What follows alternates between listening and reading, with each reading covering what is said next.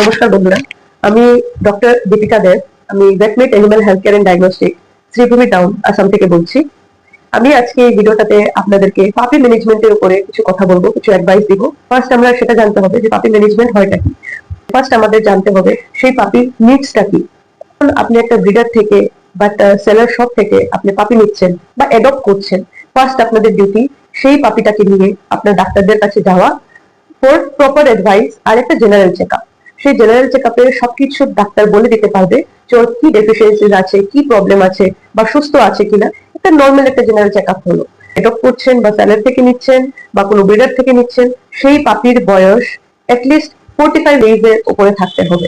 আমি কেন 45 ডেজ এর উপরে বলছি, অনেকজন 35 ডেজ 30 ডেজও নেয়, কিন্তু সে যখন সেই পাপিটা যখন ভ্যাকসিনেটেড না থাকে, সে খুব প্রোন থাকে ইনফেকশনস পাওয়ার জন্য। অনেক রকমের ইনফেকশন হয়, ভাইরাল ইনফেকশন হোক, ব্যাকটেরিয়াল ইনফেকশন হোক, সেটার থেকে অনেক রকমের প্রবলেম আসতে পারে। তো ওদের ভ্যাকসিন হয়ও না, তাও নিচ্ছে, সেই পাপিটা কিন্তু খুব প্রোন থাকবে ইনফেকশনের জন্য। ভাইরাল ইনফেকশন হতে পারে, ব্যাকটেরিয়াল ইনফেকশন হতে পারে, আর viral is very deadly. Viral হওয়ার পর বাঁচানোটা অনেক কষ্ট। তো আমরা কেন 40-45 ডেজ বলি?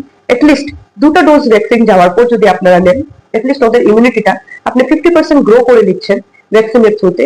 বাকি আপনাদের জেনারেল চেকআপ আর মেডিসিন দিয়ে আর প্রপার ম্যানেজমেন্ট করে আপনি বাকি ইমিউনিটি ম্যানেজ করে রাখতে পারেন। আর যদি তাও না হচ্ছে, আপনার যদি 30-35 ডেজে নেওয়া হচ্ছে, এটলিস্ট ফার্স্ট ডোজ অফ ভ্যাকসিনটা যাতে লাগে। আমরা বলি পাপিডিপি ভ্যাকসিন, যেখানে পার্ভোভাইরাল ইনফেকশন আর ডিসেম্বর ভাইরাল ইনফেকশনের ভ্যাকসিনটা লাগানো হয়, যেন প্রপার লাগে উইথ ডিওয়ার্মিং ফার্স্ট ডোজ বা সেকেন্ড ডোজ। দুটো ডিওয়ার্মিং ডোজ বা একটা ডিওয়ার্মিং ডোজ যাতে থাকে। এটলিস্ট আপনি স্টার্টিং থেকে কিছুটা ইমিউনিটি দিয়ে আনছেন। সেটা যদি একদমই না থাকে, no vaccination, no deworming, with proper record থাকতে হবে। কেউ যদি বলে দিল মুখে যে হ্যাঁ ভ্যাকসিনেটেড আছে, ডিওয়ার্মিং আছে, সেটা বিশ্বাস করবেন না। প্রপার রেকর্ড থাকতে হবে, যে দেখাতে হবে যে ভ্যাকসিন হয়েছে, ডিওয়ার্মিং হয়েছে। ওর একটা বুক থাকা দরকার বা একটা কিছু একটা কার্ড থাকা দরকার। ওকে বাইন্ড করে রাখার, কনফাইন করে রাখার। ও যখন আসছে ওকে ছেড়ে দিবেন, যাতে ও প্রপারলি ঘুরে ফিরে দেখতে পারে, সবকিছু খুলে ফ্রিতে থাকে, যাতে না ফিল করে যে আমি কিছুতে আটকে আছি। 2 নম্বর কথা, ওর যা খাওয়ার হ্যাবিট, যে খাওয়ার হ্যাবিট ওকে যা খাওয়া দেওয়া হচ্ছিল এতটা সময় থেকে, যে ব্রিডার হোক বা যে সেলার্স হোক, যেখানে খাওয়া দেওয়া হচ্ছিল, সেই খাওয়াটাই যেন মেনটেন হয়। নতুন করে আপনারা কিছু নিজের থেকে খাওয়ার কিছু দিতে চেষ্টা করবেন না। ডাইজেশনের ইস্যুস হতে পারে, স্ট্রেসে আসতে পারে, সেগুলো জিনিস মেনটেন রাখতে হবে।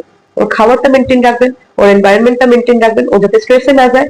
আর ফার্স্ট সবচেয়ে ইম্পর্টেন্ট কথা হলো, যতদিন না পর্যন্ত ওর টোটাল ভ্যাকসিনেশন শেষ না হয়েছে, ততদিন ওকে বাইরে কোথাও নিয়ে যেতে পারবেন না।